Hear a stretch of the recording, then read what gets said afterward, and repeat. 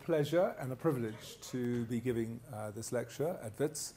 I have a very warm feeling for WITS because it was one of the first places that in 1986 we offered in public the high road and low road scenarios for South Africa. And it did change the conversation from a very negative one that we had to have a civil war like Rhodesia in order to get through to something more sensible. And indeed what we said in our high road scenario was that we were perfectly capable of negotiating the future to a reasonable settlement, and it happened within 5 years of giving the presentation. I'd like to do three things this evening. I'd like to go through the process of scenario planning as I've adapted it with a young woman called Chantal Ilbery. The second thing is show how we apply it to the global economy, and then obviously something closer to our heart, which is South Africa. The story starts in the year 2000. I was sent a thesis by a young woman at UCT. She was studying at the Graduate School of Business, and her thesis was on scenario planning, which I'd been the head of in Anglo-American for 20 years. And she said two things in her thesis which really resonated with me. She said it was far too intellectual and abstract a process to appeal to ordinary business people. She herself was an entrepreneur. And she said you've got to somehow make it a more practical tool. And I have to say that when I went to London in the 1980s and used to compare the Anglo scenarios with the Royal Dutch Shell scenarios, because Shell was the holy grail of scenario planning in the 80s, I used to arrive at their offices overlooking the Thames, and I'd say to the concierge, "Can I see the scenario planning team?" And he used to look at the ceiling and say, "You mean the priests of the Nile?" In other words, they were seen as a bunch of elite futurists who were really very separate from operational management. And so we've done two things to scenario planning to try and make it a more business-friendly tool. The first thing is we put as much effort into trying to identify the flags which would indicate that you're moving from one scenario into another scenario, as into the themes of the scenarios themselves. Because it's all very well giving people different pathways into the future, but you've got to give them the signposts. And that's what we really find many businesses are attracted to, is the fact that we try and identify the flags which would suggest that you're moving into a particular scenario. And then based on whether the flags are up or down, we assign a subjective probability to the scenario. Not a mathematical probability, because the future only happens once, and much about the future is determined by what John Maynard Keynes called animal spirits. In other words, our emotional side as opposed to our logical side. And therefore, we give it our best instinctive shot at the probability, and if you disagree with our probability, you're absolutely happy that you do. And then, of course, you have to have a behavior that's consistent with the probability that you assign to the scenario. The second point that Chantal made was even more powerful than the first one. She said, you can't just play scenarios, that's daydreaming. You've got to look at the consequences of the scenario for you, your family, your organization, and depending on the impact and the probability, you've got to decide what you're going to do about it. Are you going to do something now to chase the opportunities, counter the threats of the scenario, or are you going to have a contingency plan so that if the probability of the scenario increases, at least you have a better chance of doing something which is sensible, as opposed to just doing it in the heat of the moment. So I said to Chantal, forget about your thesis, we must write a book together. It took us 5 months, and we published it in June 2001, and we called it The Mind of a Fox. And we chose that title because of a Greek poet called Archilochus, who in 650 BC wrote the following line: "The hedgehog knows one big thing, whereas the fox knows many little things." Now, why he chose those two animals, heaven only knows. He's been dead a long time. But we thought it was a very good metaphor for distinguishing between our methodology for looking at the future and what was being recommended in many American management textbooks and at business schools. Because to this day, what is recommended is that you should have a vision for your business, which is the hedgehog big idea, support it with a mission statement, align everybody and march collectively towards the vision. Now, there's nothing wrong with that. Ever since Peter Drucker invented management by objectives in the 1950s, we all run organizations on targets. The problem comes when the future assumed in the vision turns out to be incorrect, and you're marching everybody in that direction when the future's going off in that direction. And that's when you need the foxes, because foxes are people who do not bet on a single idea. They're like the animal. They're constantly surveying the environment to see how it's changing. And it's their ability to adapt their thinking, and much more importantly, their behavior to the changes in the environment, that allows them to survive. And we think businesses are exactly the same. They may have a stunning hedgehog with a terrific vision at the top, but if they want to last a long time, they will have to adapt their strategy as the environment changes. I think one person who would agree with us would be Charles Darwin, because he said in Origin of the Species, it is not the most powerful species who are the most successful. It is the species that adapt to the changing requirements of nature. And it applies to business just as much. If you think about it, many species last hundreds of thousands of years, if not millions of years. Very few businesses last more than 20 or 30 years. I spent last week working in Mauritius, and that has some family businesses that have lasted for over a century, and that's very, very unusual for a business to last that long. But then Mauritians are foxes. And yeah, they've adapted to the changing circumstances of their business. So that's why we chose the title of the book, The Mind of a Fox. When it first came out, it wasn't that successful because books on scenario planning never are. But then something happened which turned it into an overnight hit. It was the best-selling book of any title in South Africa in 2002. And in 2003, it was #2 because Harry Potter was #1. So what was the event that propelled it into the bestsellers? It was 9/11, because what we decided to do in the book was publish a letter to George Bush when he first became President of the United States, in which we said that part of his legacy as President of America would be determined by the speed and quality of his response to certain extreme futures that might come in his direction. And we nominated as his #1 extreme future a massive terrorist strike on an American city, which will completely turn his presidency upside down and possibly lead America into a gilded cage where it shut itself off from the rest of the world. And it happened 3 months after we published the book. And when the Americans did a literature search, they found that ours was the only book published anywhere in the world that in a direct letter to the president said that that was his biggest threat. Thank heavens we didn't get it exactly right. We didn't have planes flying into buildings. If we had, I wouldn't be here at WITS. I'd be in Cuba. We talked in the letter of nuclear terrorism and somebody planting a nuclear device in the middle of a city. But what we got absolutely right were the flags to indicate that that was his principal threat.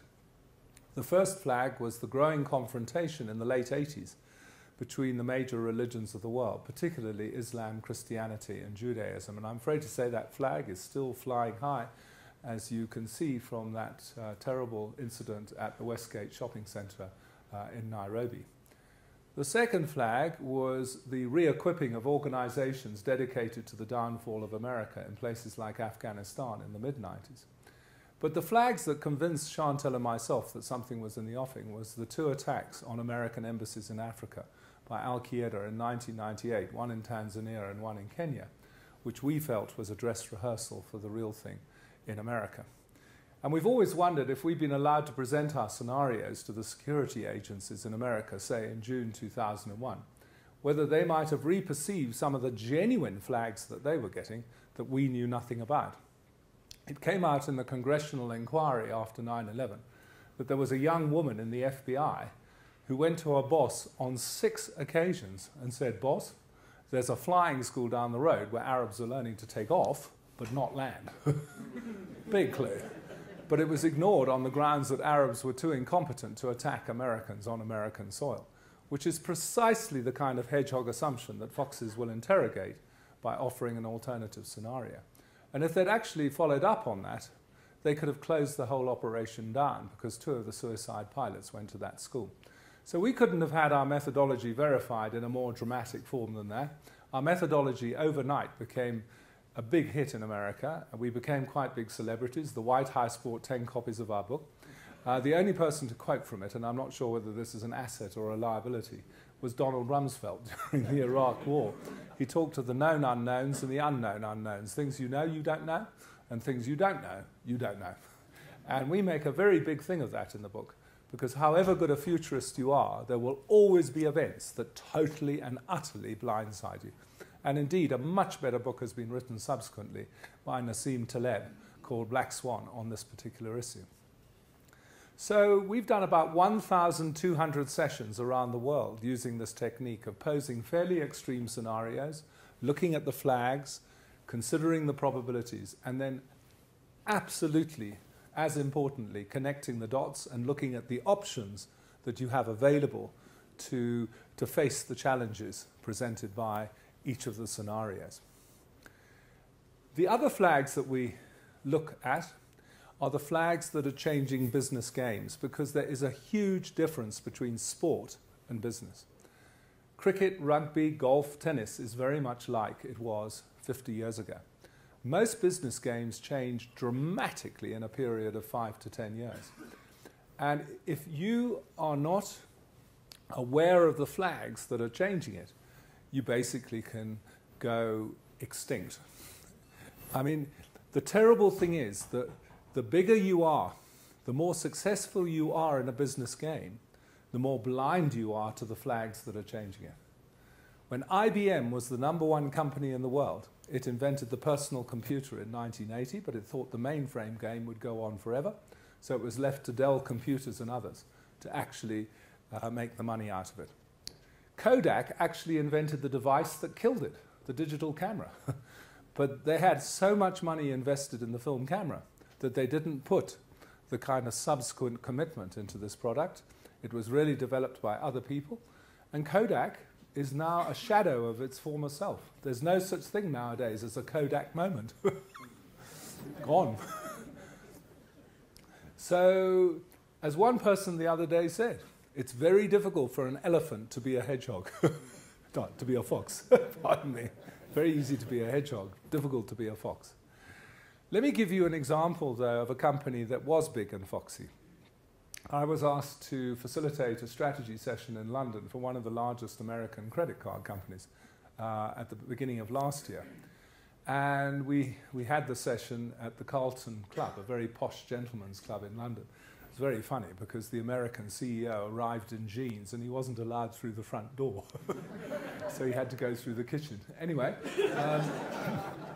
we had Americans, we had Brits, and we had one Kenyan. And I was intrigued until the Kenyan spoke at the meeting. And then I realized he was a flag because he was the founder of the M-Pesa system in Kenya, where instead of paying with cash or a credit card, you use your cell phone to pay at retail outlets. You have a certain amount of your bank balance credited to your cell phone, and when you pay at the checkout counter, you put in your code, your cell phone gets swiped, your balance goes down, the shop's balance goes up. People like using this technique because there's always a problem with which credit card you have in Kenya at the various shops.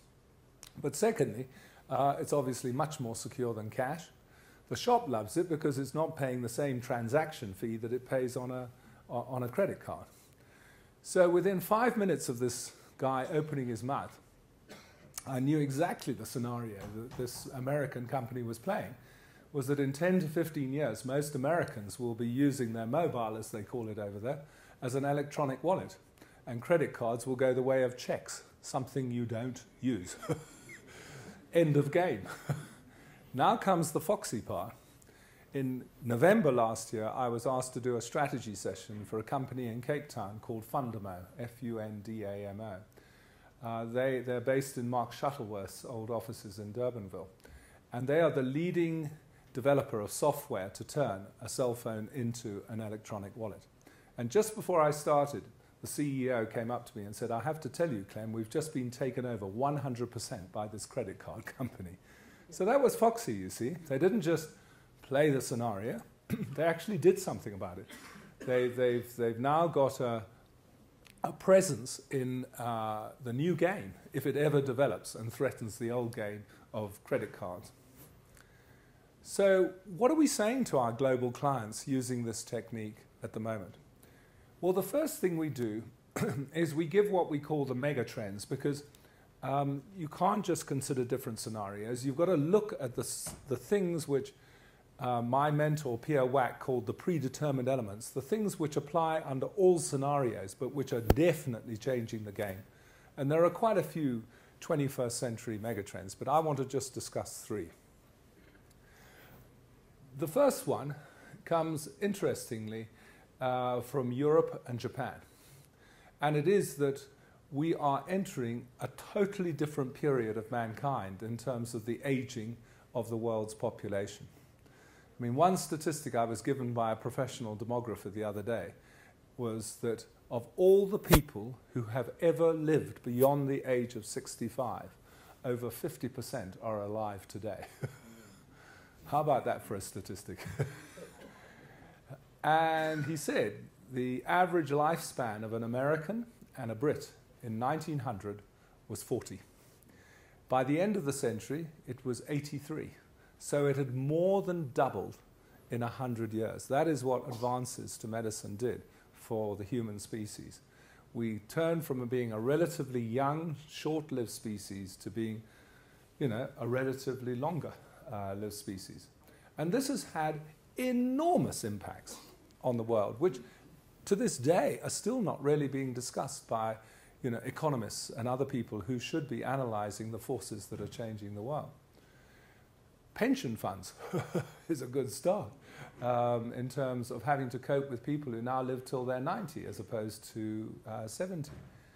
But it's all those welfare programs that you have in Europe and in America. All the baby boomers born after the Second World War are now geriatric boomers, and they have to be looked after. In Europe, you also have another phenomenon, which is some countries have declining populations because of abnormally low birth rates. The first one is Italy. Its population has been declining for the last 7 years. Remarkable for a Roman Catholic country, but there you go. It's probably why the Pope resigned. But it means that it's very difficult as a business to grow your business, to grow an economy in Europe or Japan, because the populations are aging. And yes, if you sell walking sticks and hearing aids and anti-wrinkle cream, good for business. But for most other things, not as good for business. Old people don't eat as much. Our exports to Europe, food exports, have declined over the last 3 years. And one of the reasons given is that, the appetite, collective appetite in Europe is declining. So it is a huge thing. And of course, emerging economies will one day have exactly the same problem. I mean, Africa right now stands out because 50% of the people in Africa are under the age of 18. So it is a very young population that we have on the African continent compared to Europe. But it is a megatrend, and it is changing everything, and it certainly is influencing economic prospects, as you will hear. The second big megatrend comes from a conversation that I had with a young woman who heads up the scenario planning team at US Homeland Security. She's a very smart lady. I'm told that she's the real-life model for Claire Danes, who acts in a series called Homeland. But she was out here in South Africa at a function at the Michelangelo, at which I was also presenting, and we had lunch together. I said, it's not often that I talk to people who advise the US president of the threats to America. What do you tell him? The first one didn't come as a surprise. She said self-radicalization. The fact that in America you have religious zealots, you have nutcases who actually turn into killers, just like that. And as she said, there are no flags, Clem. They just turn, and you certainly can't protect yourself because then you're infringing people's personal freedoms in America. So it's a very difficult problem to contend with, and she said that before the bombings, the Boston Marathon bombings, as well as that terrible event that we had at the Sandy Hook Elementary School. But it was the second one that just nearly knocked me off my chair, because I didn't expect it. She said climate change. And I just thought, wow, I thought she was going to say Iran or something like that. She said, you know, we've been studying the increasing frequency of weather events, and there is absolutely no doubt that it has been a huge pickup. And I know dissidents of climate change will say, well, we're just going through another cycle. But I did a session with a group of climate change experts in London in 2008. In fact, the two guys who advised the US Senate, and at the time the guy who advised the UK Prime Minister on climate change. And I said to them, I have you in this room, what probability would you give to the validity of man-made emissions warming the Earth up? And they said 95% probability. In other words, beyond reasonable guilt. And yes, this year has been a terrible year. It started with Australia, where you had record temperatures close to Alice Springs, in fact 54.5 degrees centigrade. I don't know how many of you in this room have walked in temperatures over 50 degrees. I have, but up in the Kimberleys, which is in the west part of Australia. I remember walking from a plane to a farmhouse in about 51 degrees, and you can hardly walk, and you can hardly do anything. And yeah, I mean, it's like a microwave. and in fact, they've now got a colour called deep purple in Australia, which applies to everywhere which registers a temperature over 50 degrees. It's just been added to the meteorological map. But it's not just Australia, which of course had these terrible bushfires because the bush is crispier and the wind is stronger. It's Europe, which had record floods along the Danube.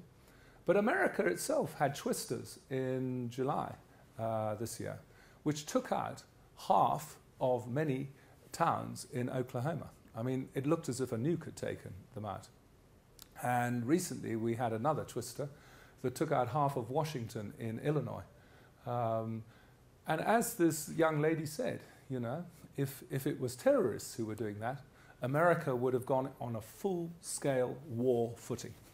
It would have been like the Second World War. But it was nature, so they didn't.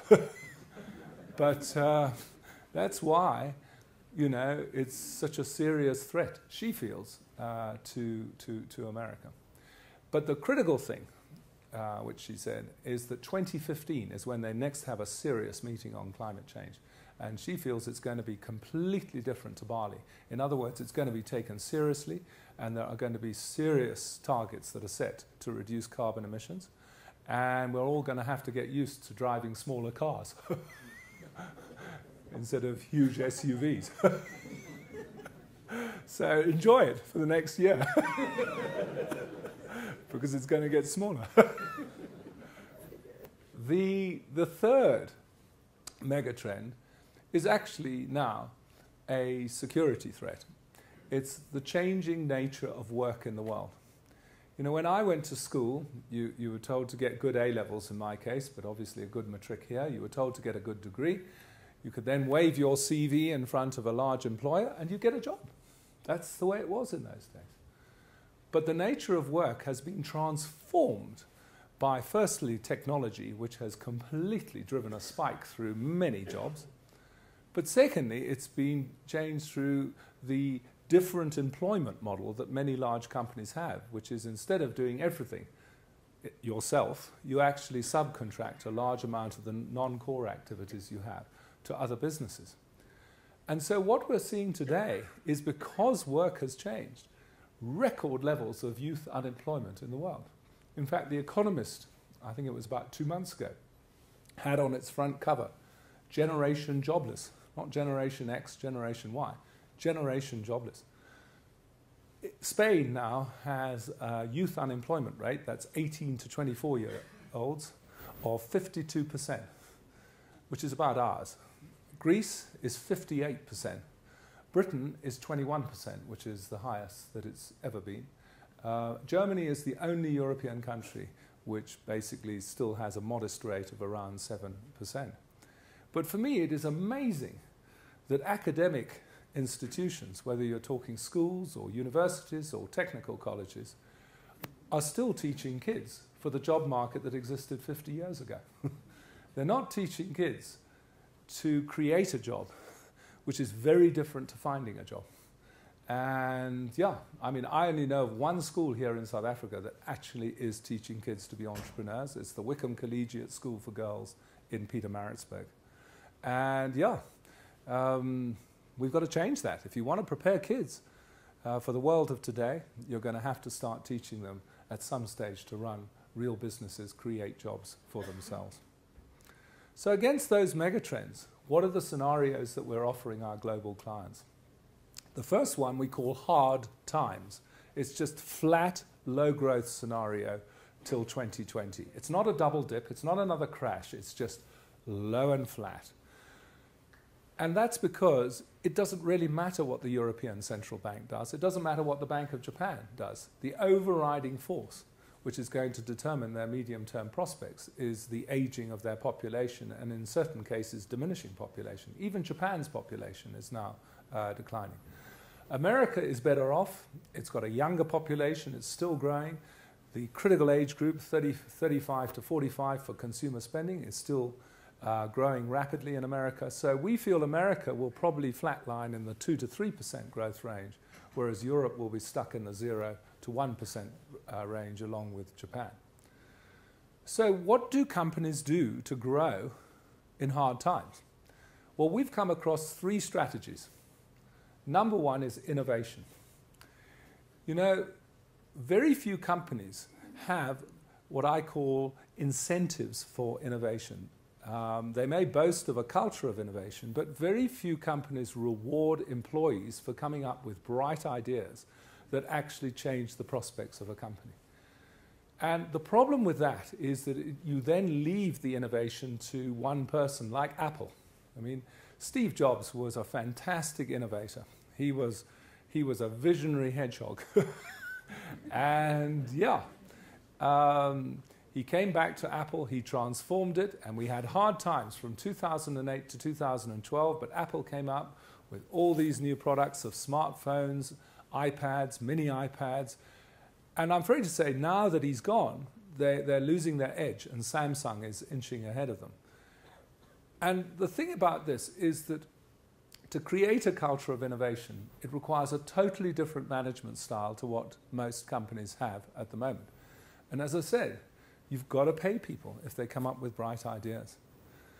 I mean, I remember in the 1920s, well, I was told this, obviously, in the 80s, that Anglo-American, my company, gave bonuses to geologists who discovered ore bodies. In fact, Sir Ernest gave a seriously large bonus to Hans Morensky for discovering the platinum reef. Now our geologists are not paid any bonuses. They're just part of the Patterson banding system like everybody else. So guess what? They don't find anything. So, no, but I'm making a serious point. If you want to know where the highest rate of discovery of deposits is in the world, it's junior exploration companies. Why?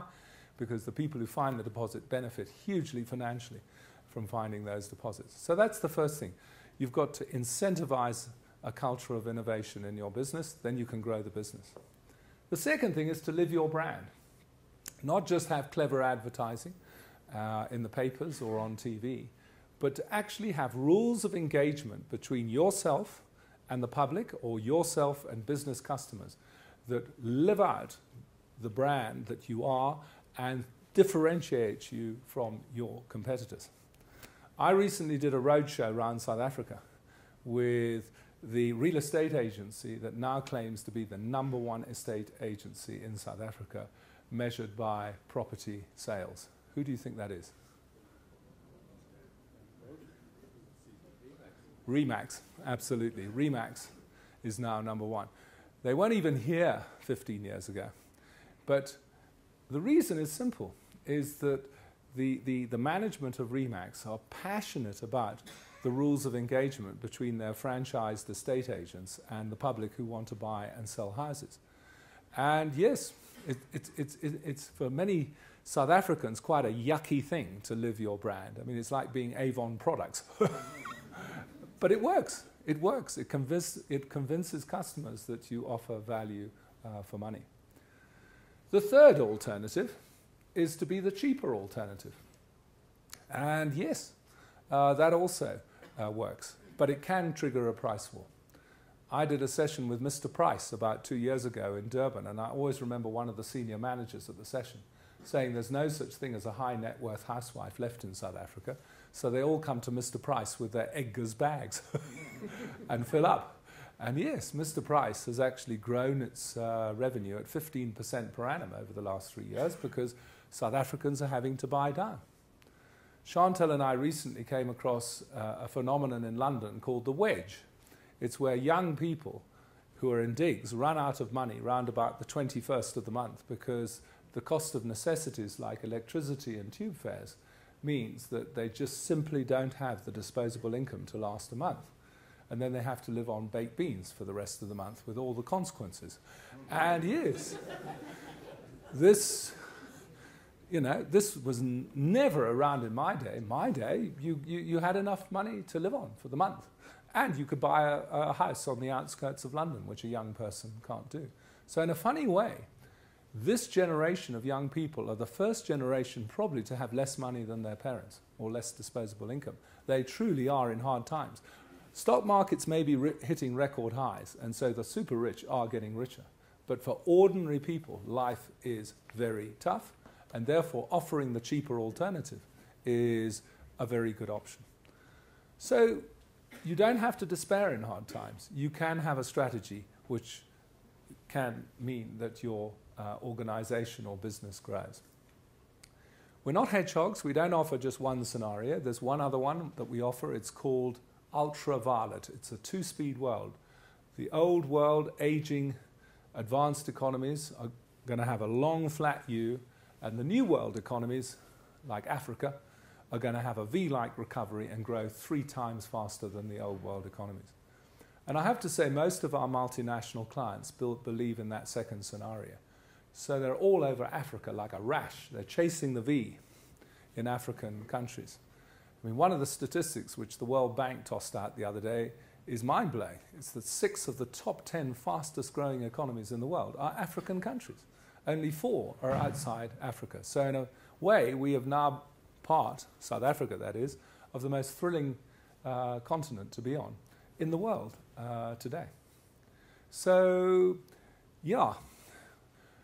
The principal flag between hard times and this two-speed ultraviolet world is China. If China continues to grow at 8 to 10% per annum, we're in the two-speed world because lots of emerging economies are supplying China. If China has the kind of moment that Japan did in 1990 and falls from grace from a 7 to 8% growth economy down to 1%, then of course it's hard times for everybody. And we've gone more negative on China for 3 reasons. Number one, China is facing a demographic cliff of note because of the one-child policy that it instituted in 1978. In fact, in 15 years' time, if you look at the profile of the Chinese population, where you have male, female, and then 0 to 100 years old on the vertical axis, at the moment it's a kind of pyramid where there are more younger people than old people, but it opens up into a rectangle in 15 years' time, and then actually reverses in 20 years' time, so that you're going to have more old people in China than young people, which is going to create exactly the same problem as you have in Europe. And it's why the party is considering getting rid of the one-child policy in China. But it's not going to make a difference to that particular demographic crunch in China unless they go for immigration. And I'm not sure that they want to do that. The second thing about China is that they're becoming a much more expensive economy. I mean, the principal flag is that many Chinese companies are relocating their factories from China to Vietnam, because Vietnam is now China's China. And yes, it means that they're going to have to move from replication of Western ideas to innovation. And as we all know, innovation is a much tougher game. And thirdly, there's a lot of empty property in China, not in Shanghai and Beijing, but in a lot of the other cities of 15 to 20 million people, where municipalities borrow money from the banks, they build entire suburbs, and then people in the old days just moved in over time. And now they're not moving in. And so people are getting worried that there might be a property crash in China, and of course that would affect the banking system. So we give a 60% probability for hard times to 2020. We give a 40% probability to ultraviolet two-speed world. But we say to most businesses, bet on both. In other words, go for the cheaper alternative, go for something new, live your brand for hard times, but at the same time, chase the V in the emerging economies with the younger demographics. You can do both without any inconsistency. There's one other scenario that we have you should just keep in your back of your mind. It's an outside scenario, an outlier, I guess Malcolm Gladwell will call it.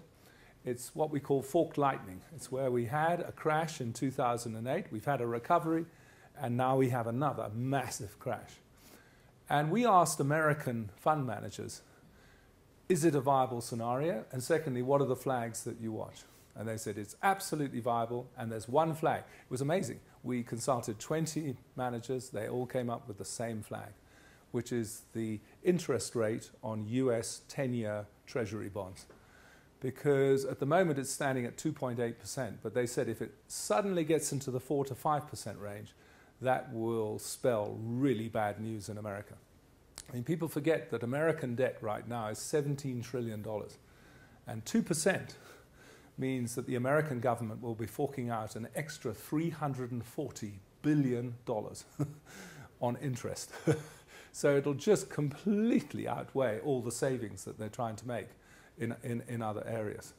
So when Ben Bernanke or his successor starts tapering off, removing that little zero interest rate tube from the patient, you'll find out.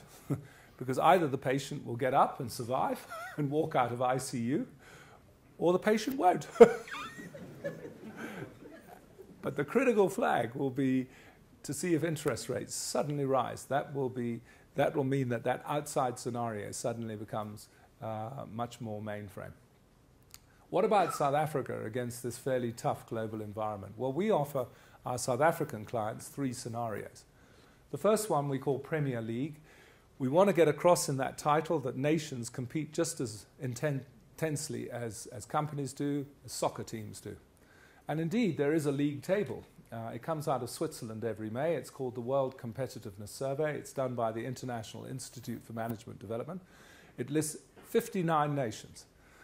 And this year, in May, we were ranked 53 out of 59. We should rank 32 because we are the 32nd largest economy in the world, but we were 21 places lower because of policy uncertainty deterring foreigners from investing in South Africa. And I'm afraid to say that hasn't gone away. So as Chantal and I say, we're in the relegation zone of the Premier League. And there are 3 scenarios. The first is that we get our act together and we get back to the middle of the Premier League where we rightfully belong. We're the only African nation listed in the Premier League at the moment. The second is we don't get our act together and we decline peacefully and gracefully down into a scenario called second division. It's where the bulk of the third world lies. Poor but peaceful. And yes, companies will still make money in the second division, but for the government it'll be a very tough scenario because they won't get the same tax revenue that they got in the Premier League, just as they have to finance the National Development Plan and National Health Insurance. If the flag of violence goes up, we move into a completely different scenario called failed state. It's where we join the likes of Syria, Afghanistan, Iraq, Somalia, where people don't touch you with a barge pole because you're too unpredictable and you're too violent.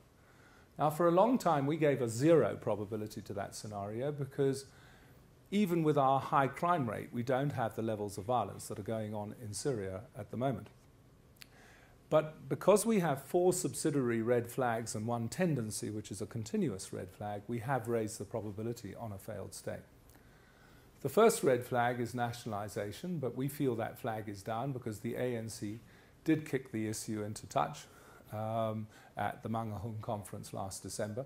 It's emerging in a different form in some mining legislation, but we're prepared to say that flag is down. You have to remember that it is the principal platform of the EFF. So just keep that in mind. The second red flag is a clumsy implementation of national health insurance, which leads to a decline in private medical care, because I can assure you that will lead to another exodus of young talent from this country, because access to decent health care for themselves and their kids is very high on their list of priorities, and they'll get out if they don't have that.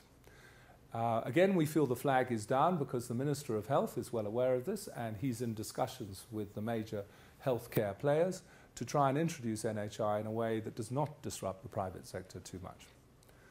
The third flag is why we've raised the probability on a failed state. It's gagging the media.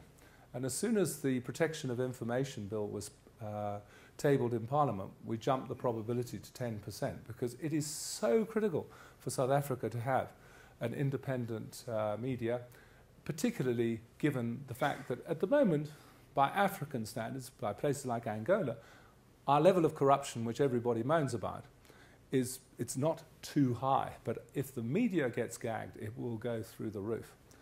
And although the bill has been sanitized, the tribunal is now a commission, and there are whistleblower clauses. You ask any journalist how they feel about this bill, and they feel very uncomfortable because they can go to jail for 25 years for being in possession of secret information, not even leaking it. And nobody's defined what a secret is. So something like a candler is on the front page, then it's off, and then it's on. So we're going to see if this bill is actually challenged in the Constitutional Court, but we're going to keep the probability at 10%. The last red flag is the most toxic of all, land grabs. Would you believe it, Chantal and I recently did a 2-day strategy workshop for ZANU PF. We didn't fly up to Harare, we asked them to come down to Johannesburg, which they did, and we had a 2-day workshop over the weekend at the Saxon Hotel. Not shabby. We had cabinet ministers, we had senior civil servants, we had their top economists, and we had the deputy governor of the Reserve Bank. We didn't have Gona. And on the second day, one of the senior civil servants made a remark that made Chantal and me go, wow. He said, in retrospect, the land grabs were a mistake. He said, we had an economy growing at 7 to 8% per annum during the 90s. We were the fastest growing SADC economy as we liberalized it. And that first land invasion in around 98, 99, we didn't slow down, we hit the wall. And the Zim dollar went to zero against the US dollar. We imported hyperinflation, and we're only beginning to get out of the economic misery we created for ourselves. Well, I can assure you the same will happen to us. We will hit the wall if we have land invasions in this country. The rand will go straight through 100 to the dollar, to 1,000 against the dollar. So petrol prices will go through the roof. And yes, we will have the same kind of economic misery. We feel the flag is down at the moment, but we must keep it down. We must have a proper conversation between the commercial farmers, the emerging farmers, the government and the land bank, so that we really do institute a proper process of land reform, because it is a very emotional issue. We've certainly got to get that failure rate of 90% on land deals down to, say, 10%.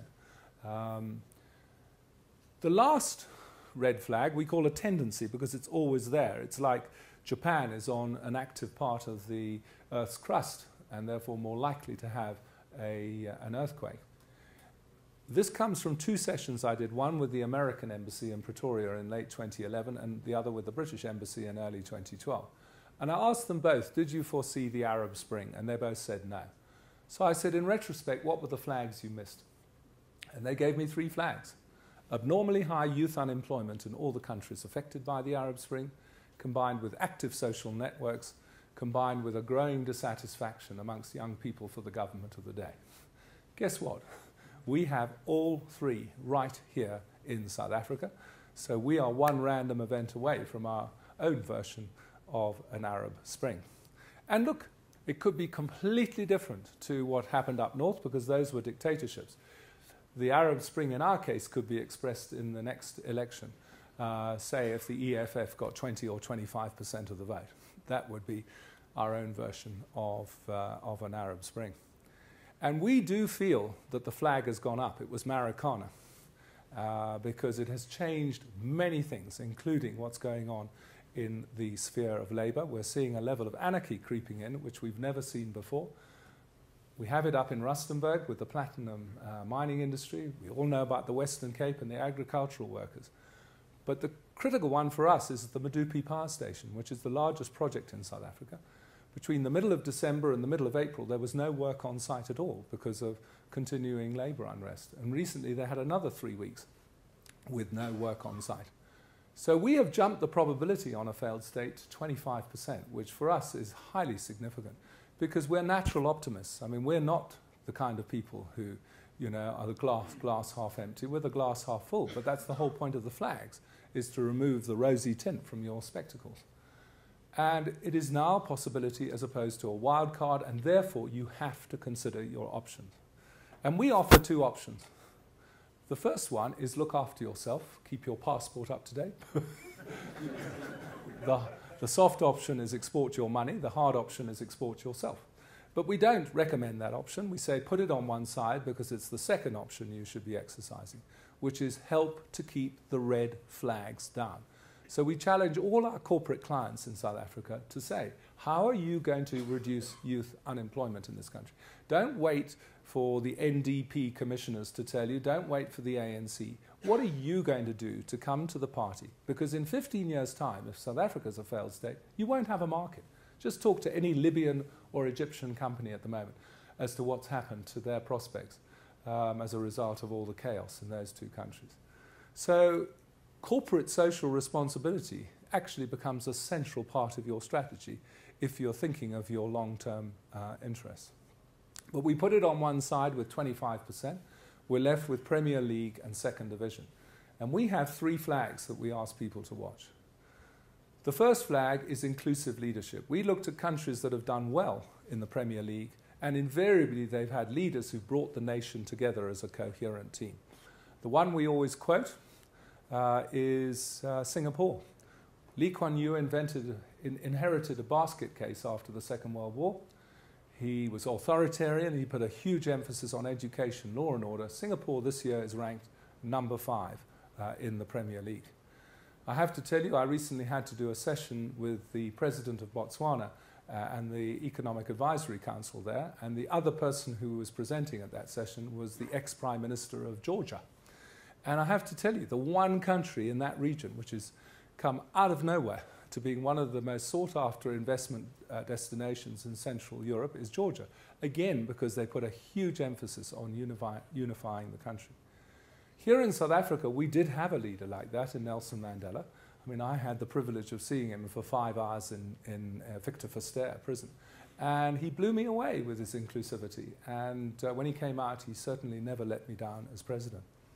But what it critically means is that the 2014 election is important because we have to emerge as a more united country than a more divided country, because division will absolutely consign us to the Second Division. The second flag is around how we treat our pockets of excellence. This country has incredible pockets of excellence. In the private sector, they're everywhere. Government has a pocket of excellence, SARS. The South African Revenue Service is as good as any revenue collection agency anywhere in the world. How can you replicate the brilliance of SARS in other government departments? We have 28,000 schools in this country, of which 23,000 are dysfunctional and 5,000 are reasonable to excellence. How do we use the good schools to raise the performance of the bad schools? What a really red flag would be is if we dumb down the good schools.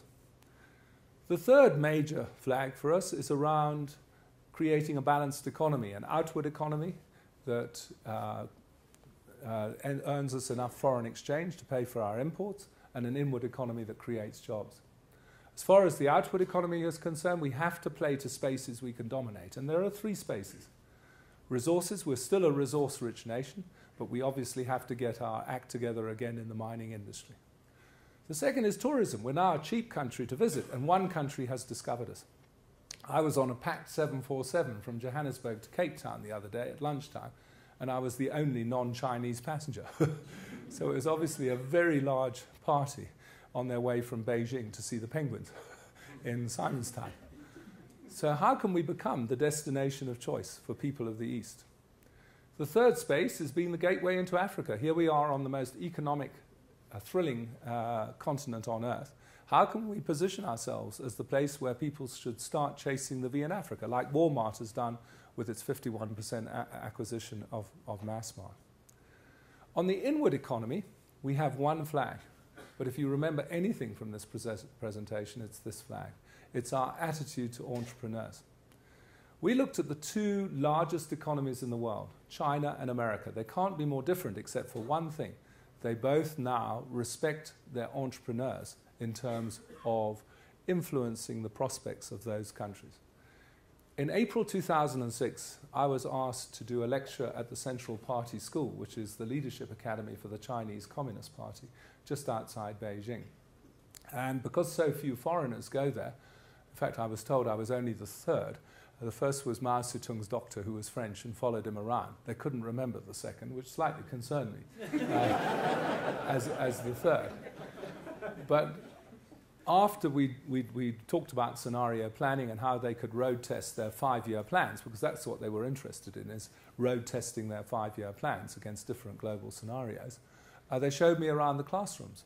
And in every classroom, they'd taken down the slogans of Mao Zedong and replaced them with slogans of Deng Xiaoping. So even though Mao's portrait hangs in Tiananmen Square, the spiritual leader of the Chinese Communist Party is Deng, his successor. And so I said to one of the professors, why? He said, Deng taught us as a party to retreat from the economy and allow enough space for international and local entrepreneurs to move in, to create wealth for themselves, which we knew we would share in. At the time, they were the 100th ranked economy in the world. 100. They were in 1978. They're now number 2. So they've gone up 98 places in 35 years. That is an economic revolution of note. America's always had a love affair with its entrepreneurs, ever since Henry Ford produced the Model T. Here in South Africa, we have an ambivalent attitude to entrepreneurs.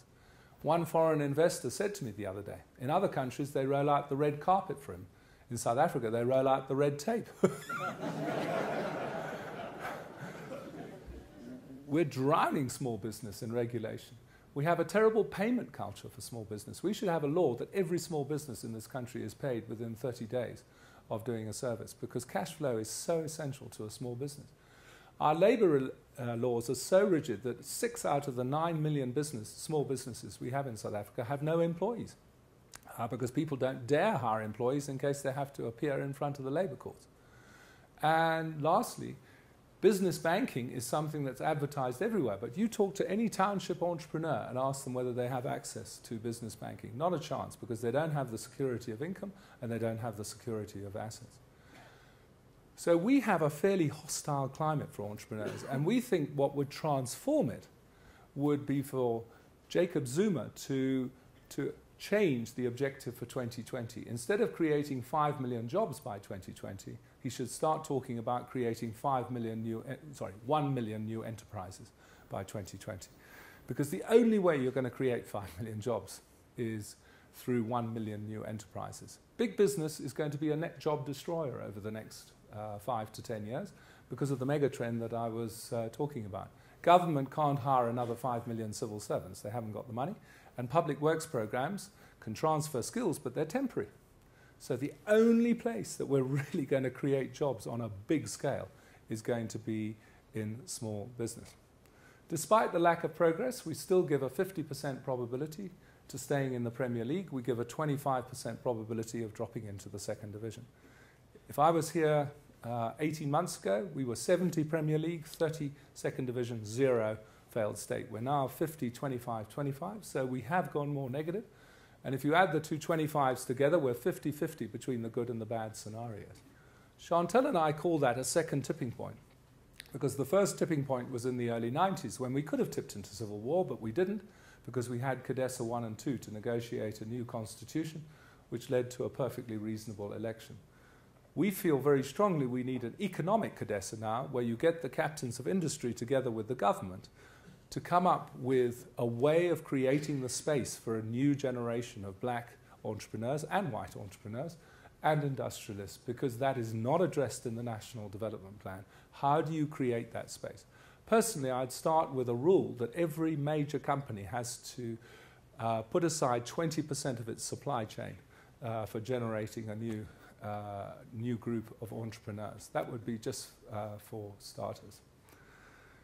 I don't want you all reaching for your medication when you have a drink outside, so I'm going to end with one good news story about a pocket of excellence, because I am still very positive about being here.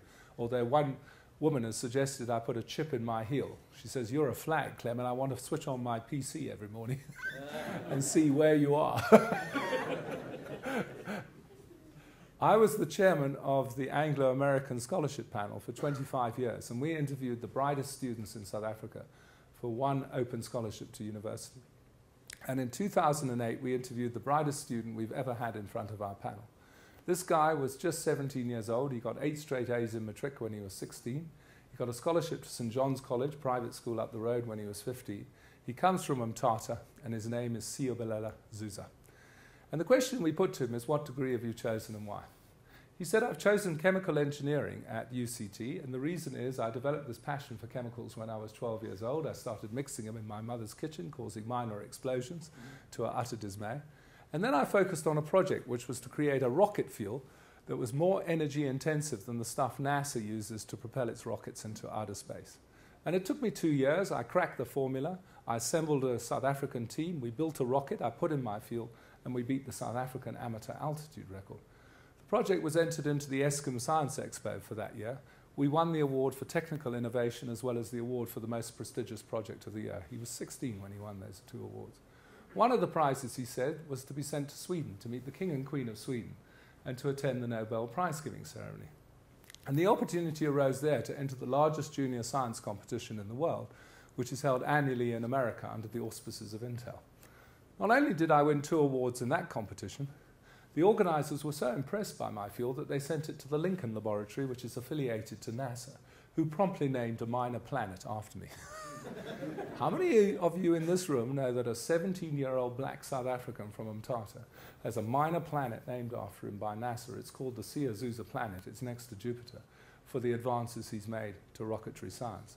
And when we rang NASA to confirm this story, they said, not only did we give this young gentleman the award, we haven't handed it out many times in the history of NASA, and we think he's the first student in the world to win this award.